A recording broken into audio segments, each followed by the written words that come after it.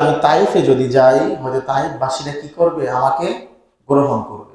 কি করবে? আমার দাওয়াতগুলো গ্রহণ করবে তাইফবাসী। যাওয়ার পরে প্রথম তিনজনের সাথে দেখা হয়েছে। তিন ভাইয়ের সাথে দেখা হয়েছে। প্রথম দাওয়াত দিছে, দাওয়াত দেওয়ার পর বলতেছে, কে মুহাম্মদ, চিৎকারে মেরে বলতেছে, আল্লাহ তাআলা নবী বানানোর জন্য কি আর কেউ পায় নাই? নাউজুবিল্লাহ বলেন। কেমন আঘাত দিয়ে কথা বলছে। আর কেউ কি পায় নাই নবী বানানোর জন্য? দ্বিতীয়জন তিনি বলতেছে, মক্কায় কি আর কোনো লোক নাই যে তোমাকে নবী বানিয়েছেন? আর কোনো লোক কি নাই? দ্বিতীয় জনের কাছে দাওয়াত নিয়ে গেছে। তিনি বলতেছে যে আমি তোমার কথা শুনবই না। তোমার কথা কি করবো না? শুনবই না। সহকা, দূর হয়ে যাও। আল্লাহ রাসূল সাল্লাল্লাহু আলাইহি ওয়াসাল্লাম বিভিন্ন মানুষের সামনে গিয়ে যখন কালেমার দাওয়াত দিবেন, তো মানুষগুলো তাকে মিথ্যাবাদী সাব্যস্ত করছে। কি সাব্যস্ত করছে? মিথ্যা বলে। 1.5 মাস ছিল। কয় মাস? 1.5 মাস ছিল। 1.5 মাস, 1 মাস 15 দিন তাইফের জমিনে দাওয়াত দিছে, কিন্তু কারো কোনো কথায় কোনো কাজে আসে না। এখন আল্লাহ রাসূল সাল্লাল্লাহু আলাইহি ওয়াসাল্লাম তিনি দেখতেছে যে তার কথায় কোনো হয় না, উন্নতি হয় না। তখন তিনি মনে করলেন যে মক্কার জমিনে চলে যায়। যখন সে ব্যাক করলেন, তো এই যে তাইফের বড় বড় লিডার তারা যুবকদেরকে ডাক দিছে। কাদেরকে ডাক দিছে? যুবক, বাচ্চা, উঠতি বয়স 13-14 বছর, তারা কিন্তু পাগল দেখলে পিছনে পিছনে দৌড়ায়, ঠিক না? ডাক দিছে, ডাক দিয়ে বলতেছে, ওই লোকটা কি তোমরা চেনো? ওই লোকটা কি তোমরা চেনো? তারা বলতেছে, না, তাকে তো কখনো দেখিই নেই, চিনবো কিভাবে? তিনি একজন পাগল। কি পরিচয় দিছে?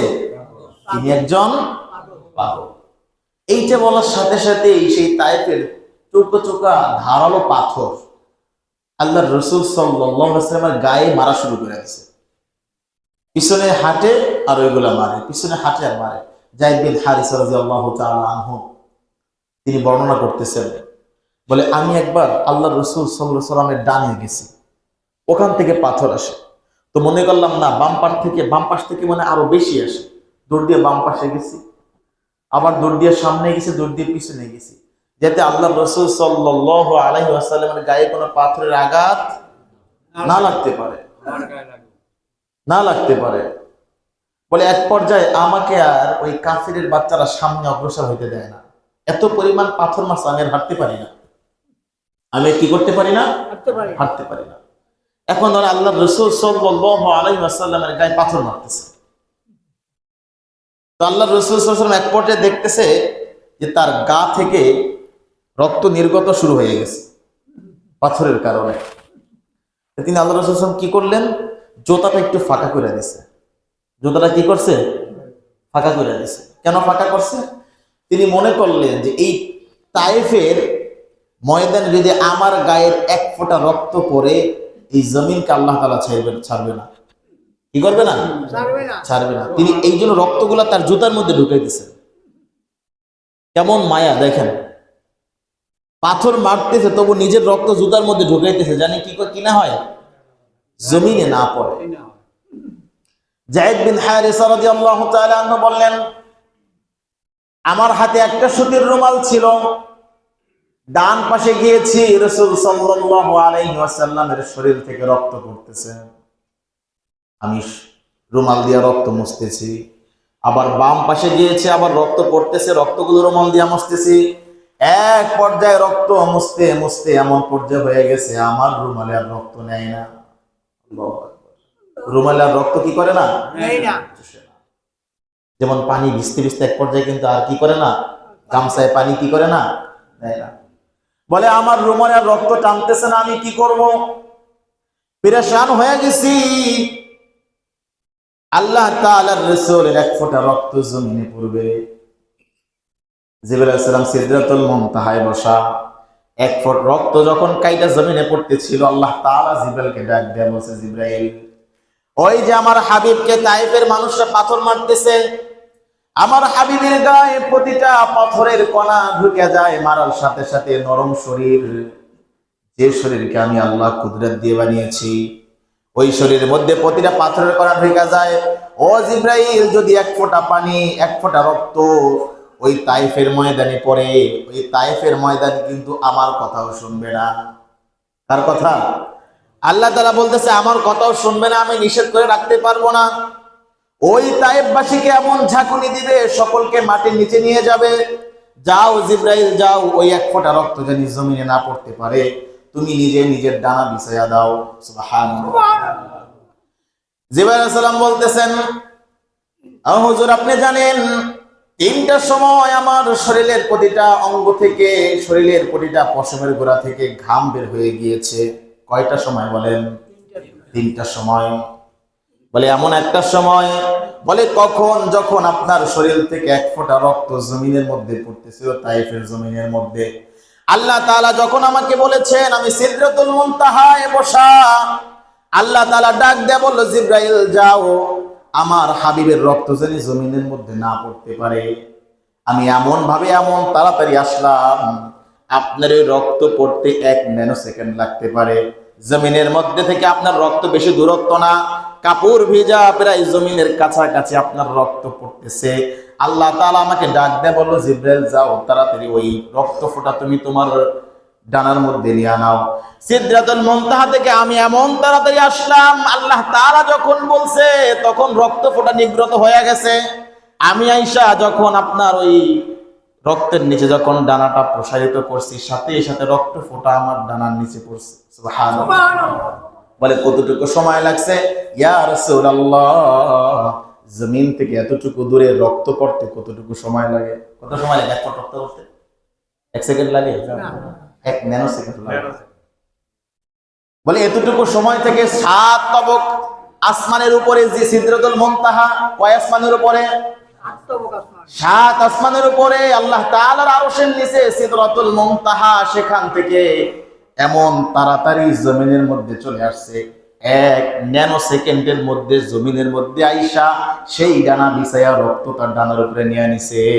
সুবহানাল্লাহ। বলে ইয়া রাসূলুল্লাহ, ওই দিন আমার প্রতিটা অঙ্গ, প্রতিটা শরীরের প্রতিটা পশমের গোড়া থেকে আমার ঘাম বের হয়ে গিয়েছে।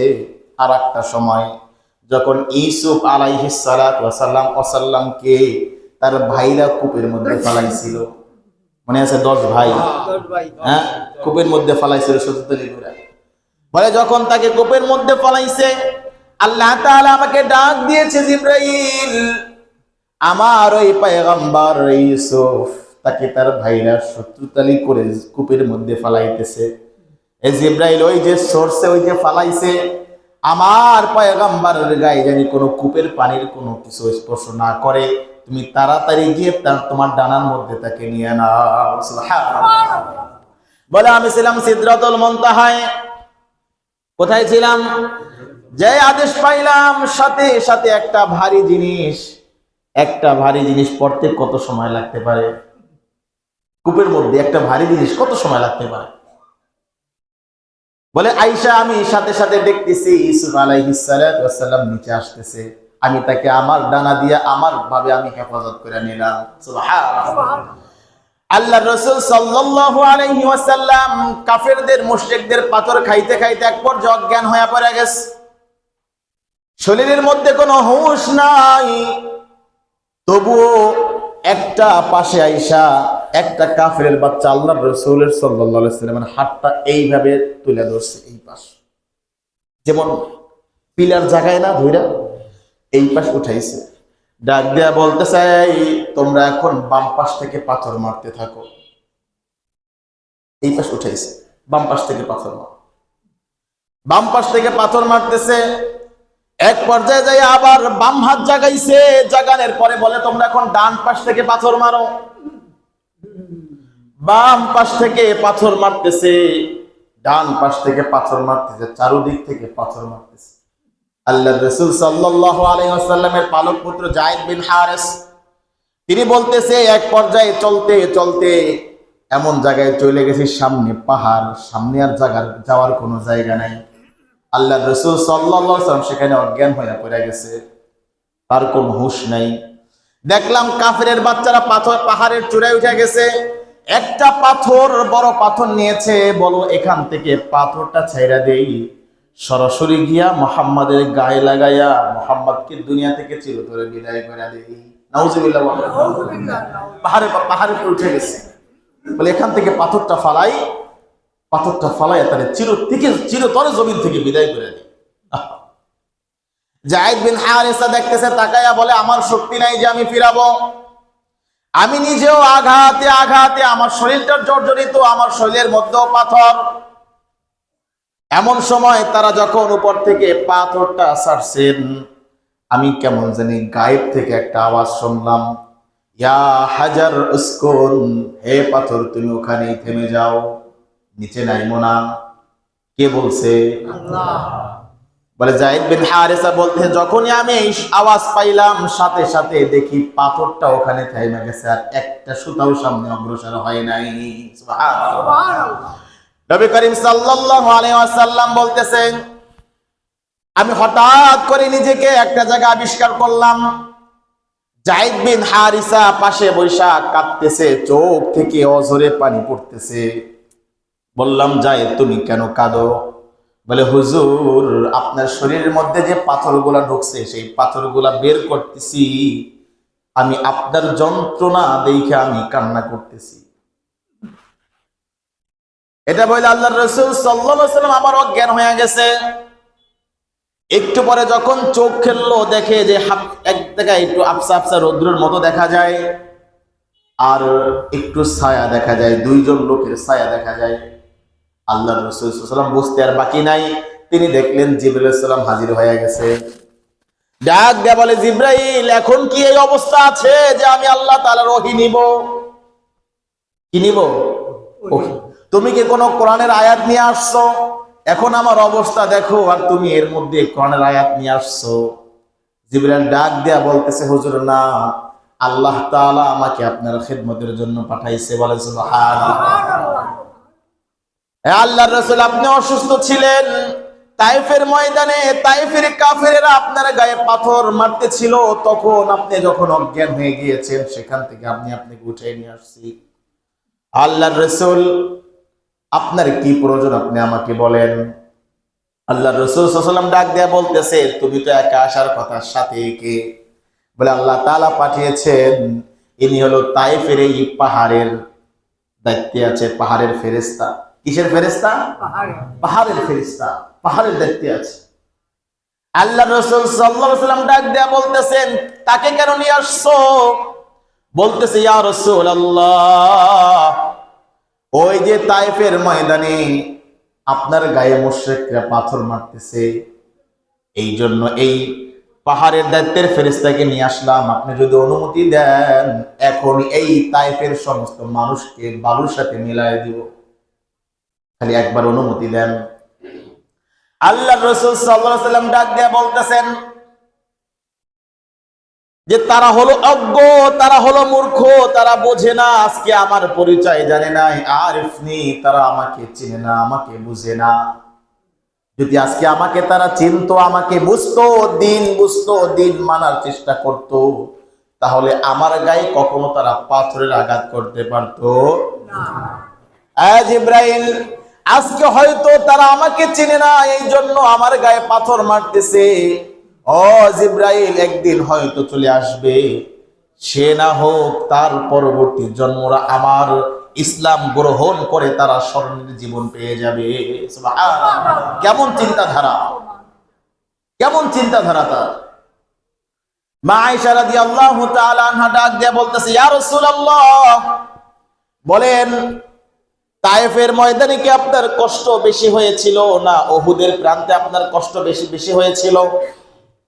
আল্লাহর রাসূল সাল্লাল্লাহু আলাইহি ওয়াসাল্লাম ডাক দিয়ে বলতেছে, আয়েশা রে, যখন আমি উহুদের ময়দানে যুদ্ধে গিয়েছিলাম, এখান থেকে লোহার টোপ ঢুকছে, এখান থেকে বের হইছে। কিসের জন্য? কালেমার জন্য। কিসের জন্য বলেন? আমাদের জন্য। কাদের জন্য? এখান থেকে লোহার টোপ ঢুকছে, এখান থেকে বের হইছে। মক্কার জমিনে এলান হয়ে গেছে, মুহাম্মদ চিরতরে শহীদ হয়ে গিয়েছে, মুহাম্মদ জমিনের মধ্যে নাই সাল্লাল্লাহু আলাইহি ওয়াসাল্লাম। সমস্ত কাফেরেরা ধ্বনি দিতেছে মুহাম্মদ জমিন থেকে চলে গিয়েছে, কারণ সে নাই। এখানে একটা পাথর লাগছে, কপালে একটা লাগছে, কপালে লাইগা চোখের নিচ থেকে বের হইছে। উহুদের প্রান্ত সবাই যায় গেছে, মুহাম্মদ জমিনের মধ্যে নাই। যুদ্ধ শেষ পর্যায়ে চলে আসছে। আবু সুফিয়ান তখন ইসলাম গ্রহণ করে নাই। আবু সুফিয়ান উহুদ পাহাড়ের উপরে উঠে গেছে, ডাক দিয়া বলতেছে, কই মুহাম্মদ, কই ওমর, কই আবু বকর, কই আলী, কই ওসমান, আজকে তারা কোথায়? আজকে তো তোরা সবাই শেষ হয়ে গিয়েছ। নবী করিম সাল্লাল্লাহু আলাইহি ওয়াসাল্লাম চুপ, কোনো কথা বলে না। মুখের মধ্যে লোহার টোপ ঢুকে আছে, কথা কিভাবে বলবেন? এরকম বারবার আবু সুফিয়ান ডাক দিয়া বলতেছেন। হঠাৎ করে ওমর ফারুক রাদিয়াল্লাহু তাআলা সহ্য করতে না পেরে ডাক দিয়া বলতেছে, এই কাফেরের দল, মুশরিকের দল, তোদেরকে ধ্বংস করার জন্য মুহাম্মদ, আবু বকর, ওমর কেউ এখন পর্যন্ত দুনিয়া থেকে চলে যায় নাই। সুবহানাল্লাহ। যখন আবু সুফিয়ান সহ্য করতে না পারে, সহ্য করতে না পেরে উপর থেকে বলতেছে, জয় হোবাল, জয় হোবাল স্লোগান দিতেছে। নিচ থেকে নবী করিম সাল্লাল্লাহু আলাইহি ওয়াসাল্লাম আস্তে আস্তে বলতেছে, নারায়ে তাকবীর। কি বলতেছে? নারায়ে তাকবীর। আর সাহাবারা বলতেছে, আল্লাহু আকবার। কি বলতেছে? আল্লাহু আকবার। নবী করিম সাল্লাল্লাহু আলাইহি ওয়াসাল্লাম পরে আছে, যুদ্ধ শেষ। নবী করিম সাল্লাল্লাহু আলাইহি ওয়াসাল্লাম বলতেছে, আমি আর ব্যথা সহ্য করতে পারতেছি না। কে আছো যে আমার এই লোহার টোপটা, লোহার এই যে আংটাটা আমার মুখ থেকে বের করবা, গাল থেকে টান দিয়ে বের করবা? কে আছো বলো? এক সাহাবী ডাক দেয়া বলতেছে, ইয়া রাসূলুল্লাহ, আমি বের করব। প্রথমে হাত দিয়ে টান দিছে, হাত দিয়ে ধরতে পারে না। তারপরে দাঁত দিয়ে টান দিছে, দাঁত দিয়ে ছুটাইতে পারে না। যখন জোরে টান দিছে, সাহাবার এই পরের দাঁত দুইটা সাথে সাথে ভেঙে গেছে। সুবহানাল্লাহ। মুখে হাত দিয়ে পেছন দিকে চলে গেছে, লোহার টোপ বের হয়ে গিয়েছে। রাসূল জিজ্ঞাসা করছে, সাহাবী, তোমার কি কোনো সমস্যা হয়েছে? বলতেছে, ইয়া রাসূলুল্লাহ। সাহাবী মনে করলো যে এখন যদি বলি আমার দাঁত ভেঙে গেছে, রাসূল কষ্ট পাবে। তিনি কোন বলে, ইয়া রাসূলুল্লাহ, আমার কোনো সমস্যা হয় নাই। আল্লাহর রাসূল সাল্লাল্লাহু আলাইহি ওয়াসাল্লাম রক্ত পড়া উহুদের ময়দানে পড়ে আছে। এক সাহাবী পিছন থেকে আয়েশা বলতেছে, কার রক্ত রে? উহুদের ময়দানটা লাল করে ফেলছে। পাশ থেকে একজনে ডাক দিয়ে বলল, রাসূলের গায়ের পবিত্র রক্ত। আল্লাহর রাসূল সাল্লাল্লাহু আলাইহি ওয়াসাল্লাম বলতেছে, আমি যতবার জমিনের মধ্যে প্রসাব করেছি, পায়খানা করেছি, পড়তে দেরি, কিন্তু প্রসাব পায়খানা জমিনে গ্রহণ করতে 1 সেকেন্ড দেরি করে নাই। সুবহানাল্লাহ। আমি আমার মল মূত্র ত্যাগ করেছি, পিছন দিকে তাকাই দেখছি সেটা নাই, সাথে সাথে জমিনের মধ্যে নিয়ে গিয়েছে। আল্লাহর রাসূলের সাহাবী ডাক দেয়া বলতেছে, কার রক্ত উহুদের ময়দান লাল করেছে? এক সাহাবী বলতেছে, আল্লাহর রাসূলের গায়ের রক্ত, পবিত্র রক্ত। সাথে সাথে চিল্লান মাইরা মাইরা জমিনের মধ্যে পড়ে জিহ্বা দিয়া চাটা দিয়া রক্ত খাইতেছে। বলে, আমার রাসূলের রক্ত আমি জমিনে মিশতে দিব না। আল্লাহর রাসূল সাল্লাল্লাহু আলাইহি ওয়াসাল্লাম পিছন দিকে ফিরা ডাক দেয়া বলতেছে, সাহাবী রে, আমার রক্ত পান করলি না যেন জাহান্নামের আগুনকে হারাম করে ফেললি। সুবহানাল্লাহ। আল্লাহর রাসূলের রক্ত যার গায়ে যায়, তার শরীর কি জাহান্নামে যাইতে পারে বলেন? কখনো সম্ভব না। মা আয়েশা রাদিয়াল্লাহু তাআলা আনহা ডাক দেয়া বলতেছে, ইয়া রাসূলুল্লাহ, উহুদের ময়দানের যে যুদ্ধের কষ্ট, এগুলা কি আপনি ভুলতে পেরেছেন? না, বেশি কষ্ট আপনার ওই তায়েফের ময়দানে হয়েছে। আল্লাহর রাসূল সাল্লাল্লাহু আলাইহি ওয়াসাল্লাম ডাক দেয়া বলতেছে, আয়েশা রে, উহুদের ময়দানে যখন আমি যুদ্ধে ছিলাম, আমার ডান পাশে আবু বকর ছিল, বাম পাশে ওমর ছিল, সামনে আলী ছিল, পিছনে ওসমান ছিল, চারো পাশে আমার স্বজনরা ছিল। আমার এই কষ্ট মনে হয় নাই। যতই আমার দন্দন মোবারক সহজ হোক, যতই আমার মাথার মধ্যে লোহার টোপ ঢুকুক, যতই আমার দাঁত দুইটা পড়ে যাক, কিন্তু আমার মনে কষ্ট নাই।